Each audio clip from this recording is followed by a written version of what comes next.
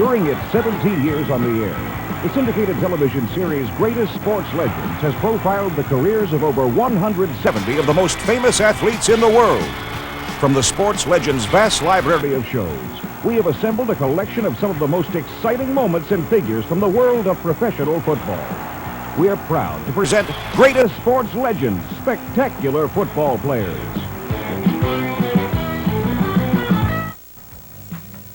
Herb Adderley was the #1 draft choice of the GreenBay Packers in 1961, who went on to become a perennial All-Pro at cornerback during the 60s. Adderley was the best all-around athlete on the Packers, and he certainly used his physical skills to make life miserable for opposing players. At 6'2", 200 pounds, Adderley was fast enough to cover wide receivers and strong enough to punish anyone carrying the football. Adderley was selected to the All-Pro team 5 times as the Packers won NFL championships in 1961, 62, and 1965. In 1966, the Pack won the first Super Bowl ever played, and the following year they returned to the Super Bowl once again. Their opponents were the Oakland Raiders. Adderley returned this pass to seal Green Bay's victory in Coach Vince Lombardi's final game as head coach. Herb Adderley remembers the man who gave him a chance to become a starter in the Packer lineup. Well, in 61, he traded away a couple of guys, and he called me and he told me, he said, Herb, you will have the left corner position next year with no competition at all. We just feel as though you can play it. And so I ended up during the summer practicing running backwards and on some fundamentals, and ended up playing there my first year and making it. So it was very important that I make it my first year. If not, I would be in big trouble. So I have to go back to offense, and Paul Hornung and Jimmy Taylor, some of the guys there, I couldn't compete with them because of their experience. So this was an opportunity to guarantee play? Yes, it was. And I took full advantage of it. Herb Adderley went on to play his solid all-around game at cornerback for Green Bay until he was traded to the Dallas Cowboys following the 1969 season.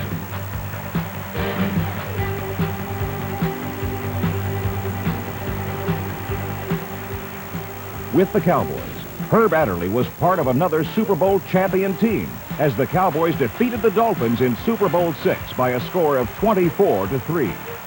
Herb Adderley had 48 career interceptions to his credit.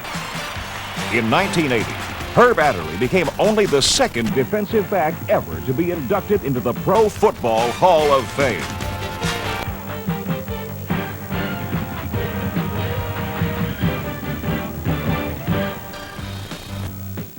Lance Alworth was one of the stars of the original AFL.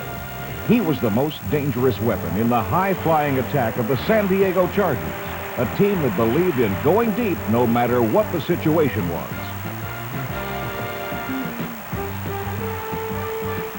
Alworth's nimble moves and darting quickness earned him the nickname Bambi, which may have sounded harmless enough, but to opposing defensive backs, he was a terror. He was considered by many to be the finest receiver in all of pro football. Lance Alworth played for the Chargers from 1962 to 1970 and put together some awesome numbers. He led the AFL in receiving 3 times and also led the league in touchdowns 3 times. He caught 50 passes in a season 7 times and also gained over 1,000 yards receiving 7 times. Alworth's career total of 85 touchdowns ranked 3rd on the all-time scoring list. Lance Alworth had it all: great speed, dazzling moves, and the surest pair of hands in football.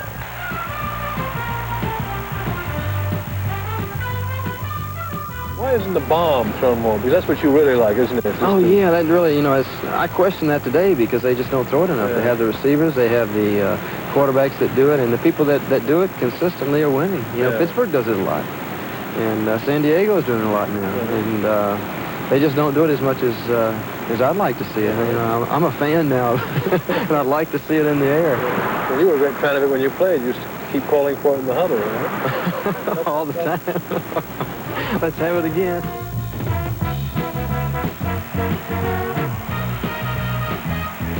After a remarkable career with the San Diego Chargers, Lance Alworth joined the other league following the 1970 season and became a member of the Dallas Cowboys. With Dallas, Lance was part of a Super Bowl win as he caught a touchdown pass in the Cowboys' victory over the Miami Dolphins in Super Bowl VI. Lance Alworth was the first AFL player ever to be honored with induction into the Pro Football Hall of Fame. Frank Gifford found fame and glory out on the football field long before he achieved success as an announcer. Takes off and throws deep way down the middle. Frank Gifford's got a fingertip catch for a touchdown. Frank Gifford was a halfback who joined the New York Giants as a rookie in 1952. Gifford was a gifted all-around player who could run, catch, and even throw the football with tremendous skill.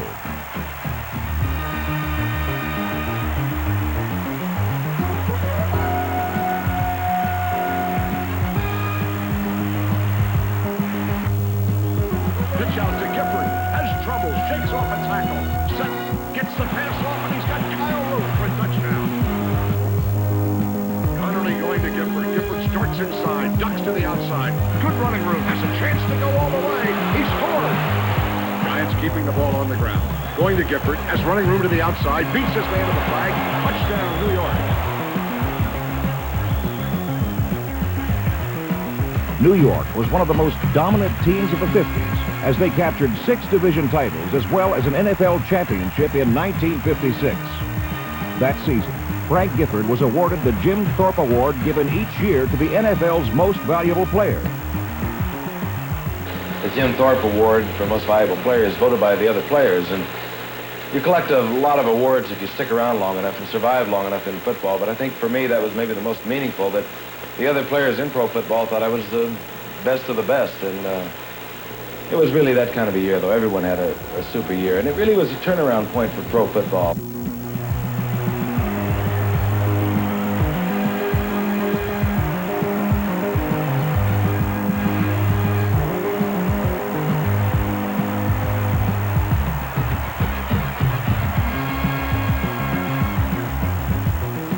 Having led the Giants in rushing and receiving year in and year out, Frank Gifford was switched from the backfield to the flanker position late in his career. He proved to be just as effective as a receiver. This one-man team had done it all throughout his career. In all, Gifford scored 78 career touchdowns. He was without question one of the most complete players ever to take the field.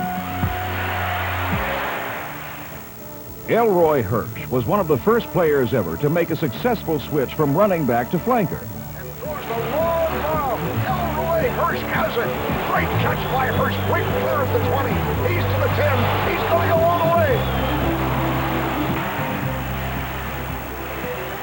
Playing with the Los Angeles Rams during the 50s, Hirsch was known as Crazy Legs due to the gyrating motion of his legs as he weaved his way to the goal line.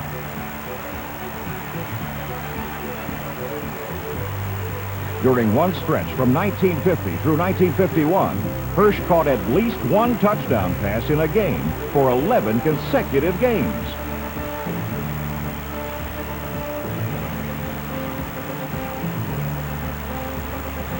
Elroy Hirsch was equally effective as a receiver or as a runner once the catch was made. In 1951, he tied an NFL record with 17 touchdown passes and also led the league with 66 catches. The Rams won the NFL title, due in large part to the output of Crazy Legs Hirsch. You think the quarterback throws the ball up in the air and you run under it. Well, that's really not true, because this comes of hours and hours of work after practice, and during practice too, on the timing. He would know when I'm coming out of my final cut and going on my final pattern, and at that time would release the ball. Many times you were just even with your defender at the time, but he knew the final break was coming. And if you had that defensive back faked properly, going one way, and you made your final cut the other, the ball would then be in the air, and there's just no way to stop the pass. In his 9 seasons with the Rams, Hirsch caught a total of 343 passes, good for an average of 18 yards per catch. Following the completion of his pro career, Elroy Hirsch was not only selected to the NFL's half-century team, but he was also honored with induction into the Pro Football Hall of Fame. Elroy Crazy Legs Hirsch.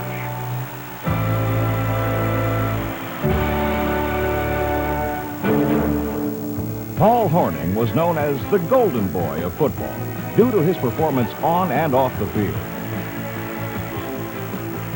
He won the Heisman Trophy while playing at Notre Dame in 1956 and then joined the Green Bay Packers. After a brief career at quarterback with the Packers, Hornung found his place at halfback in the offense of the great Vince Lombardi. The Packers relied heavily upon the ground game, and Paul Hornung provided them with the ideal package. At 6'2", 220 pounds, he was both strong and quick, and always at his best close to the goal line. The Packer brand of football was a combination of execution, discipline, and raw power, which usually wore down opposing defenders and paved the way for Paul Hornung to run to daylight. Green Bay won 3 NFL championships with the Golden Boy in the backfield, while number 5 was selected to the All-Pro team 2 times.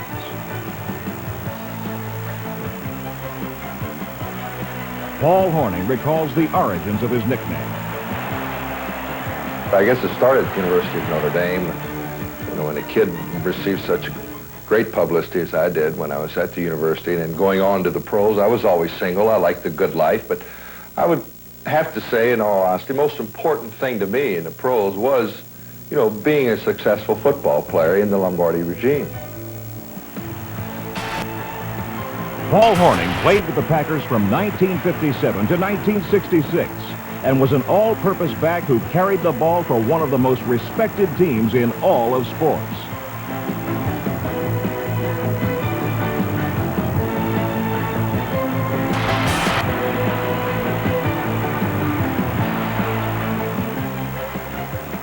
Hornung was not a record-setting player, but he was of all things a winner who rose to the occasion on every down. Hornung scored 50 touchdowns in his career and will always be remembered as one of the NFL's clutch performers.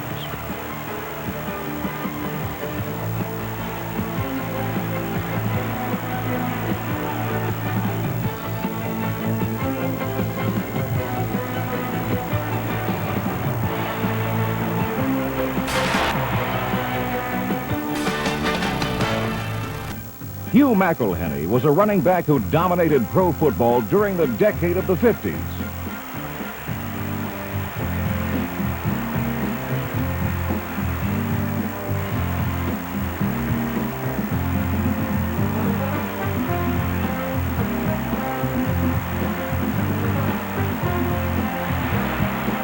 McElhenney played with the San Francisco 49ers for most of his career and proved to be one of the most exciting open field runners of all time.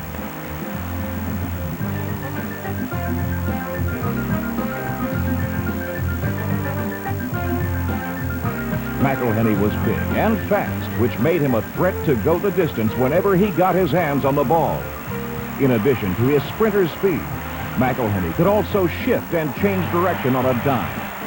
Trying to tackle him in the open field was about the most difficult job in football.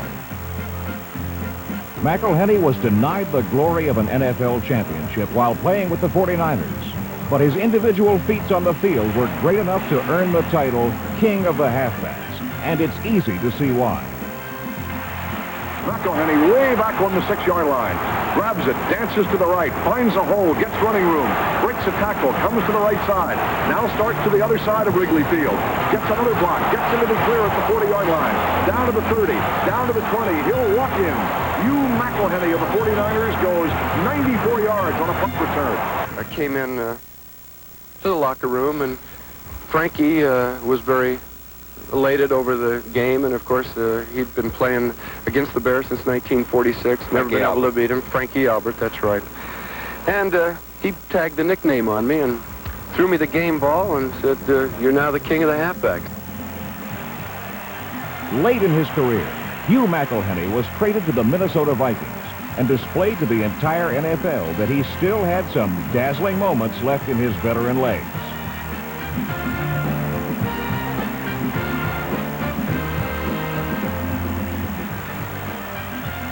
McElhenney went on to end his career with the world champion New York Giants. Hugh McElhenney, the king of the halfbacks, was given the supreme honor in 1967 when he entered the Hall of Fame. Lenny Moore of the Baltimore Colts was one of the game's greatest breakaway threats throughout his career in the NFL. He joined the Colts in 1956 and earned Rookie of the Year honors while playing halfback. When carrying the ball, Moore displayed smooth moves and an instinctive sense for eluding tacklers.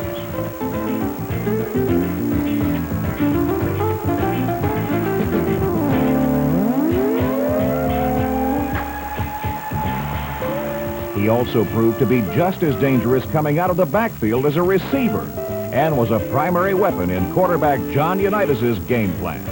Baltimore defeated the New York Giants for the NFL championship in 1958 and in 1959 as Lenny Moore came through with one big play after another.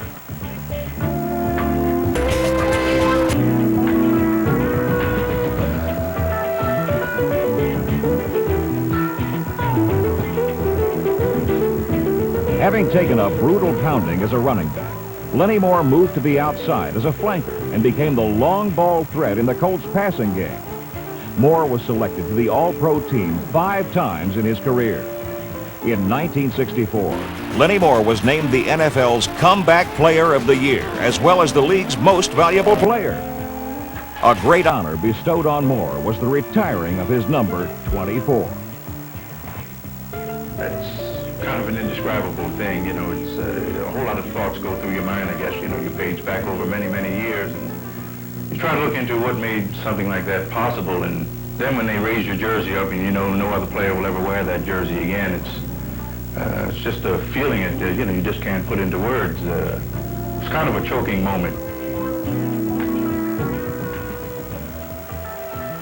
In a career that seemed to contain every award and honor possible, Lenny Moore distinguished himself as a player of remarkable talent. He had a knack for making spectacular plays in the clutch. Lenny finished his career with a total of 113 touchdowns, second on the NFL's all-time list. Lenny Moore was as dangerous as any individual who ever carried the ball. Marion Motley was truly a unique football player. He began his professional career with the Cleveland Browns in 1946 and proceeded to wreak havoc on opposing defenders throughout his career.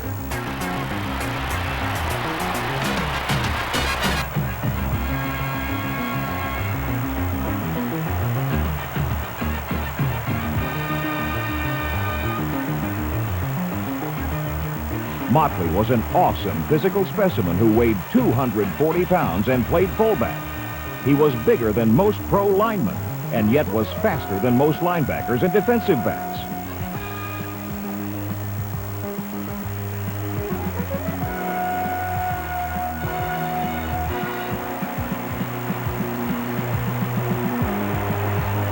Motley was the ideal man for the fullback position. He could carry a pile of tacklers or run through the secondary. In addition to his devastating running ability, he was also a great receiver. With Marion Motley in the backfield, the Cleveland Browns had the most feared offensive force in football.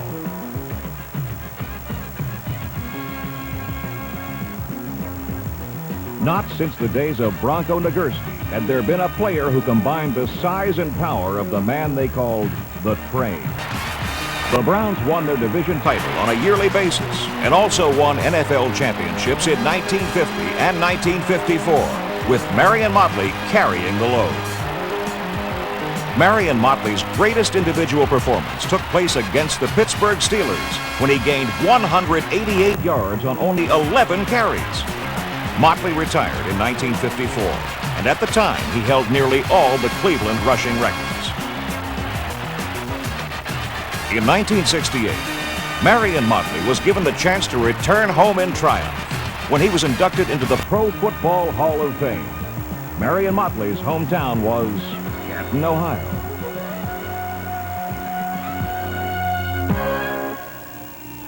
Joe Perry was also a man who played the fullback position in the NFL.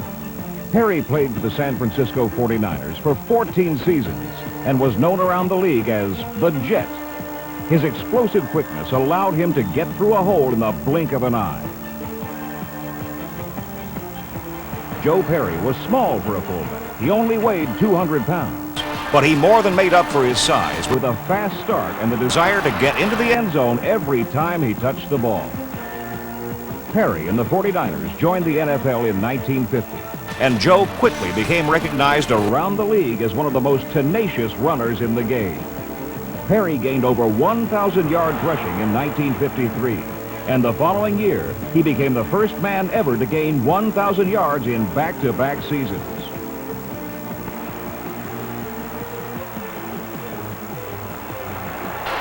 Joe, where's your nickname originate? Well, Paul, it originated in 1948 from Frankie Albert. When the first jet airplanes came out, we had a play called 31F, 30F up the middle, and Frank had a hard time turning around getting me the ball because we only shield blocked. And he'd give me the ball and he said, zoom, there goes the jet. And from then on, I was nicknamed the Jet. Joe Perry played in the NFL for 14 seasons. He scored 71 career touchdowns and caught 260 passes. With over 8,000 yards rushing behind him, Joe Perry finished second on the all-time rushing list.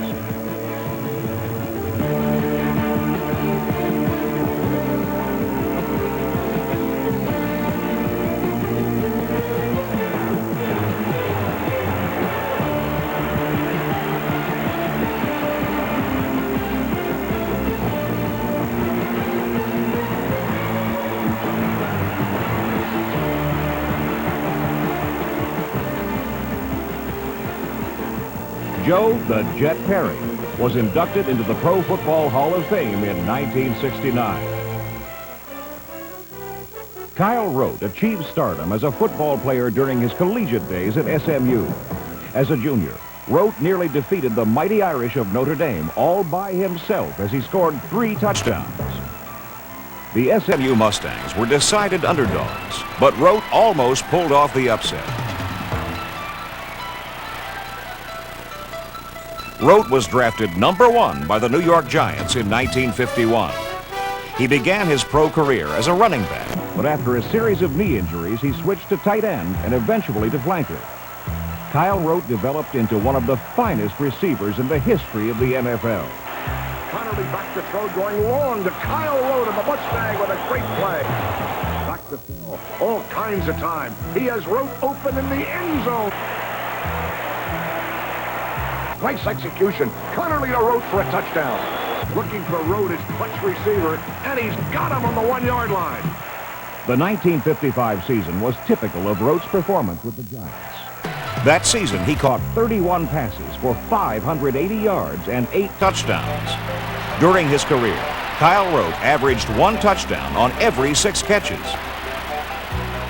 I'm proud of that particular record, Paul. As you pointed out, 300 passes, however, for a career would not really rank anywhere as far as amount of passes caught, but the percentage of touchdown passes, it is something I'm quite proud of. Of course, you get in a team that allows the veteran players to call their own play back there. Sometimes it helps you quite a bit. Kyle Rote went on to distinguish himself as the greatest receiver in the Giants' history. In 1960, Kyle had a career season with 42 receptions and 10 touchdowns. The following year, Rote caught 53 passes for 805 yards and 7 touchdowns. That was his final season in football, and he certainly went out in grand style. Kyle Rote was one of the most dependable receivers ever to lay his hands on the football. Gale Sayers is considered to be the most exciting football player of all time. Sayers first began to display his fantastic skills while playing for the University of Kansas. He was fast, quick, and strong.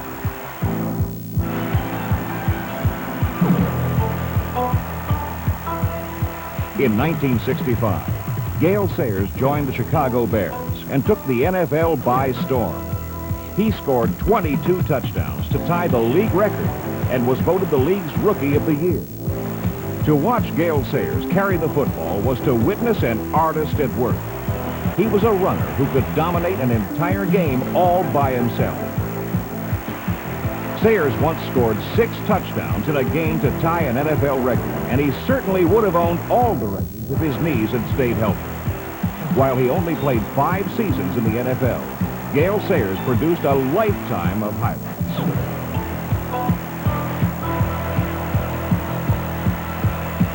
During his career with the Chicago Bears, Gale Sayers was selected to the All-Pro team 5 times and was voted as the Pro Bowl MVP 3 times.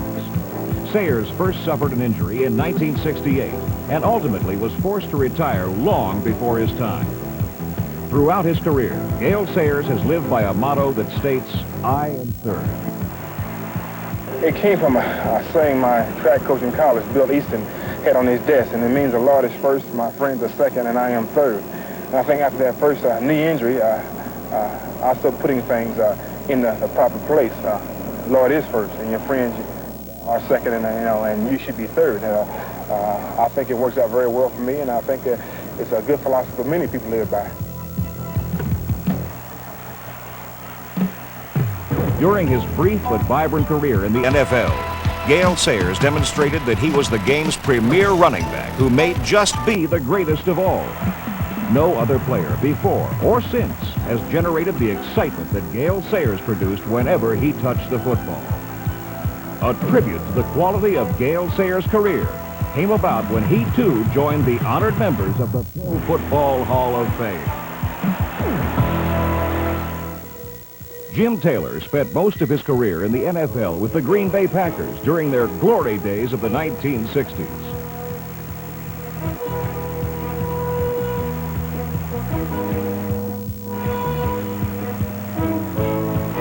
Taylor was a fullback who ran the ball with a very simple attitude.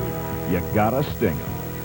Taylor was the power in the famous Packer running attack, and he always did his best to take the ball to the goal line on a direct course. Taylor was the perfect player to execute the Packer game plan, which relied upon precise blocking and hard-nosed runners. During his career with the Packers, Taylor was one of the most consistent ball carriers in the league. In 1962, he won the league's rushing title while averaging 5 yards per carry. During the early 60s, Jim Taylor once put together 5 straight 1,000-yard seasons. The combination of Taylor at fullback and Hornung at halfback was one of the most prolific duos in league history. Well, Paul, I think you have to like contact, to like football. And I knew I didn't have the elusiveness or the speed or size, and I had to really attack a tackler when you knew that you were going to be hit. With Jim Taylor piling up the tough yards inside, the Packers were able to dominate the NFL in the 60s. They won a total of 5 world championships and are regarded by many as the greatest team of all time. In all, Jim Taylor gained 8,597 yards rushing to finish 5th in the all-time list. His total of 93 touchdowns placed him 3rd on the all-time TD list.